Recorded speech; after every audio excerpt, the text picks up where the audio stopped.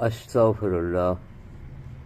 இறைவா, மண்ணறையில் உள்ளோருக்கு மகிழ்ச்சியினை வழங்குவாயாக.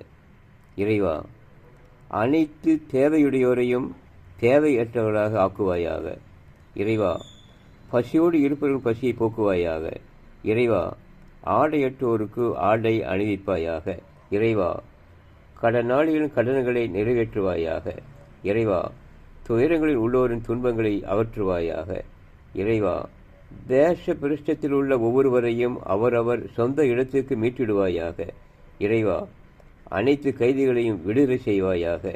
இறைவா, முஸ்லிம் கெட்டுப்போன அனைத்து விடயங்களையும் சீர் செய்வாயாக. இறைவா, அனைத்து நோயாளிகளையும் குணப்படுத்துவாயாக.